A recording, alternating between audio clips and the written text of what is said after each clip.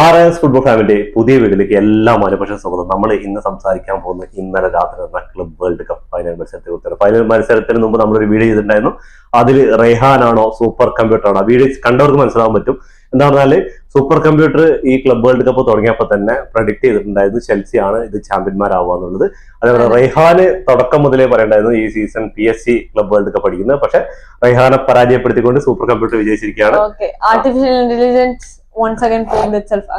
അതെ, സത്യം പറഞ്ഞാൽ ഞാനൊന്നും ഒട്ടും പ്രതീക്ഷയല്ല ഇങ്ങനെ ഒരു സൂപ്പർ കമ്പ്യൂട്ടർ പ്രൊഡിക്ഷനും. അതേപോലെ ചെൽസിയുടെ മാഞ്ചസ്റ്റർ സിറ്റി പുറത്തായപ്പോ എനിക്ക് ഒരു ഹോപ്പ് ഉണ്ടായിരുന്നു. പിന്നെ വരുന്ന ടീംസുകളൊക്കെ ലാറ്റിൻ അമേരിക്കൻ ടീമുകളും അതേപോലെ അത്ര പറയപ്പെടാന്നുള്ള കാര്യമില്ല. ഈ സൈഡ് ആണെങ്കിൽ ബയൺ മ്യൂണിക്കും റയൽ മഡ്രിഡും PSG-യും ബൊറൂസിയ ഡോർട്ട്മണ്ട് അങ്ങനെ ഒരുപാട് ടീമുകൾ ഉണ്ടായിരുന്നു. ഇവിടെ ചെൽസി കുറച്ചുകൂടെ പാത്ത് ഫൈനലിലേക്ക് സുഖമായിരുന്നു. പക്ഷെ ഫൈനലില് ഒന്നും പറയാനില്ല മക്കളെ. ഗംഭീര കളി, PSG-നെ കാഴ്ചക്കാരാക്കി നിർത്തി. അമേരിക്കയിലെ ആ ചൂടുള്ള ക്ലൈമറ്റിനെ അങ്ങോട്ട് തണുപ്പിച്ചു കോൾ പാൽമർ അല്ലെ.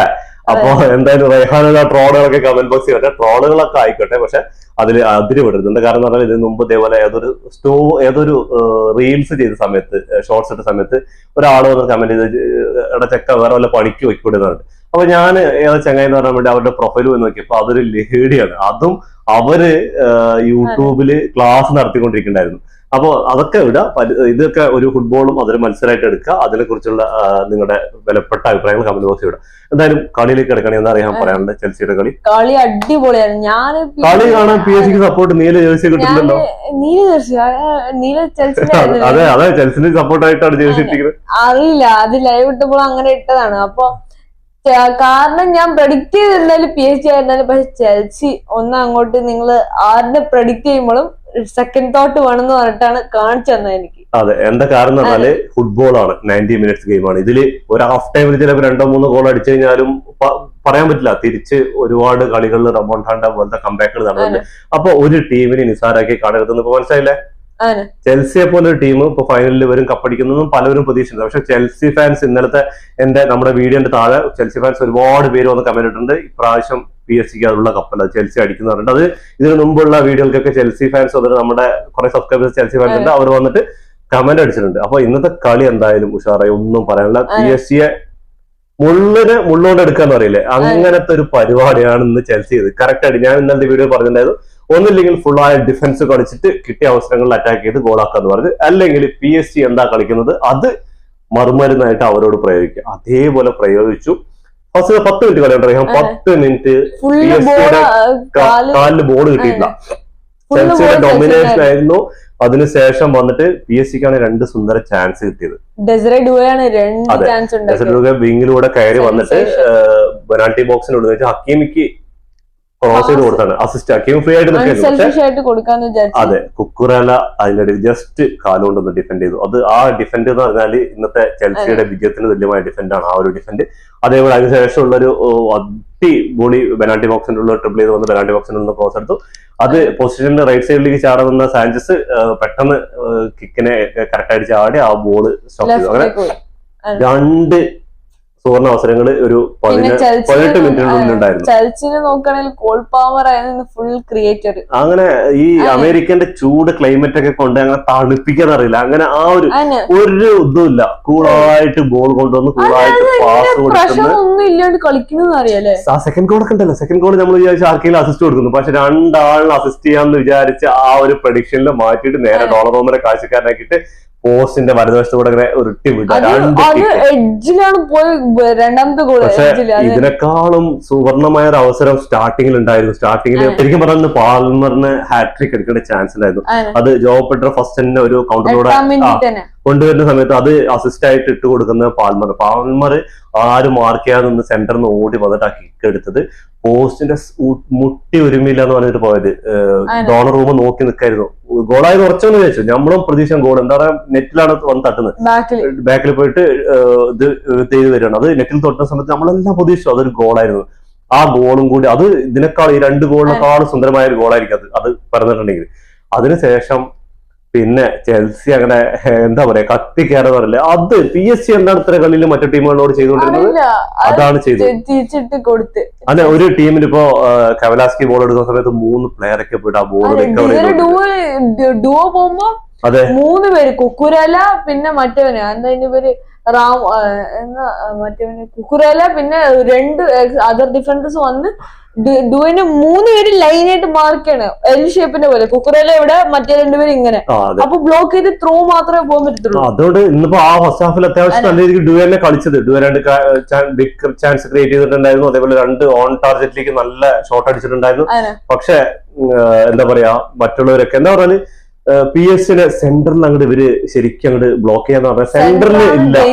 സെന്ററിൽ വിറ്റിനെയും നവാസിനെയും ഇവര് പൂട്ടി. മിഡ്ഫീൽഡില് എന്താന്നുള്ളത് അത് ശരിയായിട്ട് പൂട്ടി. അവിടേക്ക് ബോൾ പാസ് ചെയ്യാതെ വിങ്ങുകളിലൂടെ മാത്രം കളിപ്പിക്കാൻ നോക്കി. വിങ്ങുകൾ 2 വിങ്ങും അതിസുന്ദരമായിട്ട് പൂട്ടും ചെയ്തു. മെൻഡീസിനെയൊക്കെ കാഴ്ചക്കാരനാക്കി നിർത്തിയിട്ട് അന്ന് ഗോളുകൾ പറഞ്ഞു.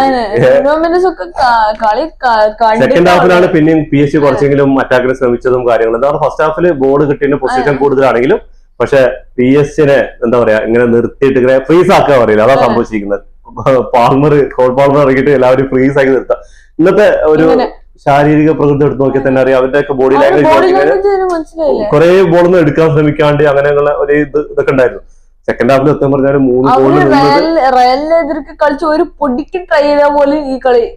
അതെ, അതും ഈ കളിയായിട്ട് ഭയങ്കര വ്യത്യാസമുണ്ട്. നമ്മളും ഇന്നും പ്രതീക്ഷിച്ചത് നല്ല ഫൈനൽ കാണാന്ന് വിചാരിച്ചിട്ട്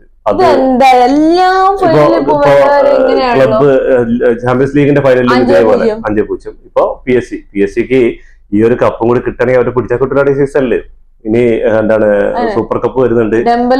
അതെ, ബാലൻഡർ. ഇനി ഇപ്പോ യമാലിനും റഫീനയ്ക്കൊക്കെ ഒരു സാധ്യത. പാൽമറും ഇനിയിപ്പോ വരും. പാൽമർ കോൺഫറൻസ് കപ്പ് എടുത്തിട്ടുണ്ട്. അതേപോലെ club world cup conference league cup എടുത്തിട്ടുണ്ട്. ക്ലബ് വേൾഡ് കപ്പ് എടുത്തു. അതെ, ക്ലബ് വേൾഡ് കപ്പ് എടുത്തു. ഇനി ചെൽസിക്ക് സുവർണമായ ഒരു അവസരം 4 വർഷം ഇവിടെ ക്ലബ് വേൾഡ് കപ്പിന്റെ ബാഡ്ജ് അണിയാൻ പറ്റും. എന്ന് പറഞ്ഞാൽ ഇനി അതൊന്നും ഇതുവരെ 1 വർഷം ഉണ്ടായിരുന്നുള്ളൂ. ഇനി 4 വർഷം 2029 വരെ ചെൽസിക്ക് തടയാം. അതുപോലെ ഹ്യൂജ് ആയിട്ടുള്ള ഒരു എമൗണ്ട് ആണ് അവർക്ക് ഈ കളിയിൽ നിന്ന് കിട്ടാൻ പോകുന്നത്. ഇന്നത്തെ കളിയിൽ സ്റ്റാർട്ടിംഗ് ലെവലില് ചെൽസിയുടെ ക്യാപ്റ്റനായ റീസ് ജെയിംസ് ഇറങ്ങിയത് നല്ലൊരു ഇമ്പാക്ട് ഉണ്ടാക്കാൻ പറ്റിയിട്ടുണ്ട്. അവരുടെ കളി തന്നെ മൊത്തത്തിൽ നോക്കുകയാണെങ്കിൽ. അതേപോലെ കുക്കുറല എനിക്ക് തോന്നുന്നു ഡിഫൻസീവില് ഏറ്റവും ഇമ്പോർട്ടന്റ് ആയിട്ട് ഒരു പെർഫോമൻസ് ഉണ്ടായിരുന്നു കുക്കുറല. അതെ, അത് അവസാനം നവാസിന്റെ ഫൗളിലൂടെ നവാസ് കുക്കുറലിന്റെ മുടിയിൽ പിടിച്ച് വയ്ക്കണ്ടായിരുന്നു. അത് യെല്ലോ കാർഡ് കൊടുത്തു. റഫറി വാർന്ന് കൊടുത്തിട്ട് അത് വാർന്ന് കൊടുത്ത ശേഷം അതിന് മുമ്പ് തന്നെ ഇവര് ഫൗൾ ചെയ്തതിന് നവാസ് പോയിട്ട് കുക്കുറലിനെ എടുത്ത് പൊക്കുന്നൊക്കെ ഉണ്ട്. അപ്പൊ തന്നെ ഒരു ഇതുണ്ട്. അപ്പൊ അങ്ങനെയുള്ള ഇതൊക്കെ കളി കഴിഞ്ഞ ശേഷം ലൂയിസ് എൻട്രിക്കും അതേപോലെ ജോ പെഡ്രോനെ കഴുത്തിൽ പിടിക്കും. അതേപോലെ ഡോണറൂമ തള്ളൊക്കെ ചെയ്തിട്ടുണ്ട്. ഇനിയിപ്പോ ഫിഫ എന്ത് നടപടി എടുക്കുമെന്ന് പറയാനില്ല. എന്തായാലും ചെൽസി ഫാൻസിന് ആഘോഷിക്കാനുള്ള ഒരു രാത്രി തന്നെയാണ് ഇന്ന് വന്നിരിക്കുന്നത്. എന്തായാലും സുന്ദരമായ ഫുട്ബോൾ കളിച്ചിട്ട് അവര് അതിമനോഹരമായി വിജയിച്ചിരിക്കുകയാണ്. എന്താന്ന് പറഞ്ഞാൽ ഓരോ പ്ലേയേഴ്സും എൻസോ ഫെർണാണ്ടസ് ആയിക്കോട്ടെ, കുക്കുറല ആയിക്കോട്ടെ, അതേപോലെ ഡിഫൻസ്, ഗോൾ കീപ്പറിന് എടുത്ത് പറയേണ്ട കാര്യം, സാഞ്ചസിന്റെ കാര്യം എടുത്ത് പറയാതിരിക്കുമല്ലോ. 2 ഉറച്ച ഗോളുകളാണ് അവര് നല്ല അടിപൊളി ക്ലിയറൻസ് പറയാം. അമ്മാതിരി ക്ലിയറൻസ് പറയാം. എന്താ പറഞ്ഞാല് നമ്മളൊക്കെ പ്രതീക്ഷ ആ ബോള് ചാൻസിനെയും കടന്നു പോയി ഗോൾ പോസ്റ്റിലേക്ക് പോകുന്ന വിചാരിക്കുന്ന സമയത്തായിരുന്നു തട്ടുപറ്റി. അതൊന്ന് ഡെംബലയുടെ ഷോട്ടായിരുന്നു, ഒന്ന് ഡിസൈഡിയുടെ ഷോട്ട്. അപ്പൊ ഡെംബലേക്ക് ഒന്ന് ശരിക്കും പറഞ്ഞാല് ഇന്ന് ചിത്രത്തിൽ എല്ലാവരും കുറെ ഓടി കളിക്കുന്നത്, പ്രസിംഗ് നോക്കുന്നുണ്ട്. പക്ഷെ ചെൽസിയുടെ പാസിങ് കൃത്യമായിട്ടുള്ള പാസിങ്ങും അതേപോലെ ടീം വർക്ക് എന്ന് പറയാൻ അത്രയും ഗംഭീരമായിട്ടുള്ള ഒരു ടീം വർക്ക് ആയിരുന്നു. അതേപോലെ ചെൽസിയുടെ കോച്ചിന്റെ ഫസ്റ്റ് സീസൺ അദ്ദേഹം ഇത്. അതിൽ തന്നെ കോൺഫറൻസ് കപ്പ് എടുത്തു. അതേപോലെ തന്നെ ക്ലബ് വേൾഡ് കപ്പ് ചാമ്പ്യന്മാരായി ചാമ്പ്യൻസ് ലീഗിന് യോഗ്യത നേടി. ഈ 3 എണ്ണം, അതും ഈ യങ് ടീമിന് ഒരു പുതിയ സൈനിങ് ഒക്കെ നടന്നതും സൈനിങ് ഗംഭീരമാണ്. അപ്പൊ ഇന്നത്തെ കളിയിൽ കോൾ പാൽമറാണ് മാൻ ഓഫ് ദി മാച്ച് അയക്കുന്നത്. 2 ഗോളും 1 അസിസ്റ്റും നേടിയിട്ടുണ്ട്. പിന്നെ കോൾ പാൽമർ ഗോൾഡൻ ബോളും മേടിച്ചിട്ടുണ്ട്. പിന്നെ ഡെസറെ ഡുവോ ബെസ്റ്റ് യങ്സ്റ്റർ അവാർഡ് മേടിച്ചിട്ടുണ്ട്. പിന്നെ ഗോൾഡൻ ഗ്ലവ് ഡൊണറോമയ്ക്കാണോ ഇത് നമ്മളെ ചെൽസിന്റെ ഗോൾ കീപ്പർ സാഞ്ചസിനാണോ നോക്കുമ്പോ അതെ, ഡോണറൂമയുടെ ഇന്നത്തെ മത്സരത്തിലെ പെർഫോമൻസ് ഭയങ്കര ഇതായിരുന്നു. അത് 2 ഗോൾ വീണതും പൊസിഷൻ കറക്റ്റ് ഒരു അങ്ങനത്തെ ഉള്ള ഒരു പൊസിഷൻ കീപ്പ് ചെയ്യാൻ പറ്റില്ല. അങ്ങനെ ഗോൾഡൻ ഗ്ലവ് കിട്ടിയത് വേറെ ആർക്കുമല്ല, ചെൽസിന്റെ ഗോൾ കീപ്പർ സാഞ്ചസിനാണ് കിട്ടിയിരിക്കുന്നത്. അപ്പൊ റയൽ മാഡ്രിഡിന്റെ പ്ലെയർ അല്ലെ. അപ്പൊ ഇങ്ങനെയൊക്കെയാണ് കിട്ടിയിരിക്കുന്നത്. Best tournament player of the tournament കിട്ടിയിരിക്കുന്നത് കോൾ പാൽമർക്കാണ്. അതേപോലെ ഗോൾഡൻ ഗ്ലവ് നേടിയിരിക്കുന്നത് സാഞ്ചസിനാണ്, ചെൽസിയുടെ ഗോൾ കീപ്പർ.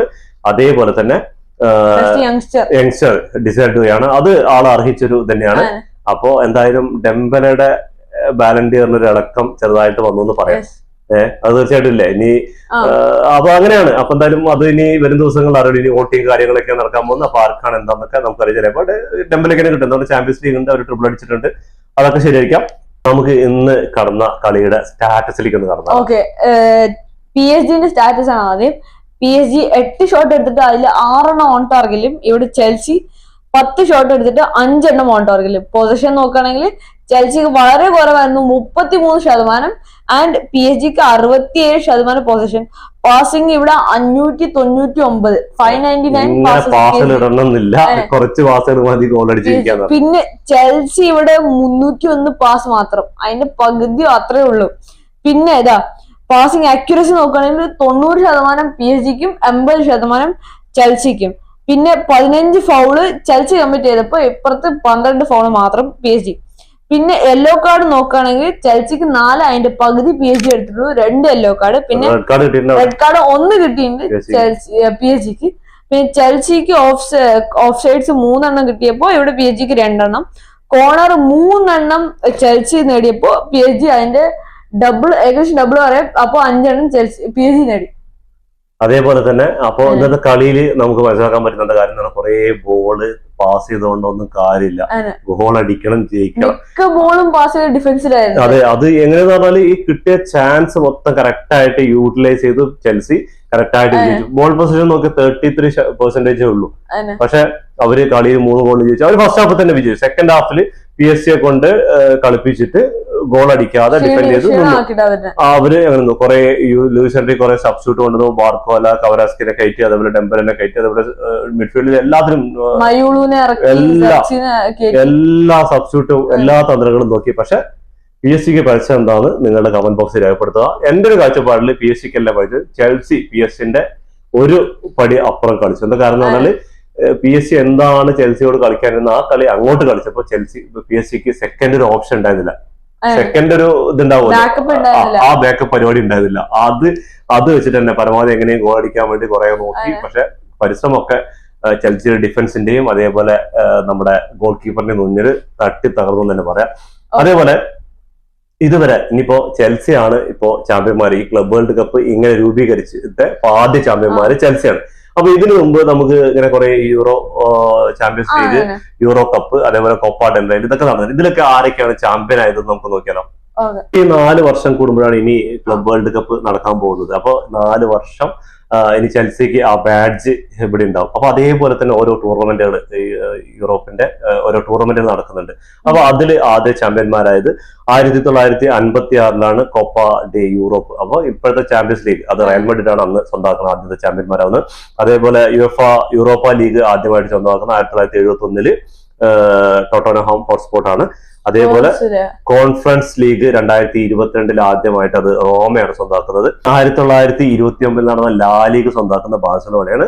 1903 കോപ്പ ഡെൽ റേയിൽ ആദ്യമായിട്ട് സ്വന്തമാക്കുന്ന അറ്റ്ലാന്റികോ ക്ലബ്ബാണ്. അപ്പൊ ചെൽസിയാണ് ഇനിയുള്ള 4 വർഷത്തെ ഈ ബാഡ്ജിന്റെ ക്ലബ് വേൾഡ് കപ്പ് ബാഡ്ജിന്റെ ഉടമസ്ഥര്. അപ്പൊ എന്തായാലും ചെൽസിക്ക് ഇനി ആഘോഷിക്കാനുള്ളതാണ്.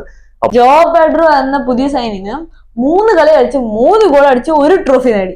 പിന്നെ നമ്മൾ പറയാനുള്ളത് കോച്ചാണ് എൻസോ മരേസ്ക അല്ലെ. എൻസോ മരേസ്ക 2 ട്രോഫി നേടി ആളുടെ ഫസ്റ്റ് സീസണിൽ.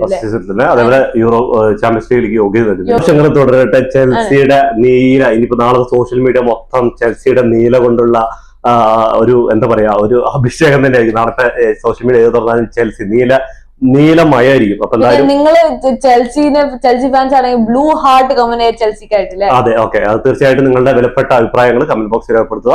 ഇതോടുകൂടി ഈ വീഡിയോ അവസാനിക്കുന്നു. ഫുട്ബോൾ ലോകത്ത് പുതിയ വിശേഷങ്ങളുമായി വീണ്ടും കാണാം. ഈ വീഡിയോ ലൈക്ക് ചെയ്യുക, ഷെയർ ചെയ്യുക, സബ്സ്ക്രൈബ് അടുത്തുള്ള ബെൽ ഐക്കൺ ക്ലിക്ക് ചെയ്താൽ ഞങ്ങൾ ഡെയിലി നോട്ടിഫിക്കേഷൻ എത്തിച്ചേരും.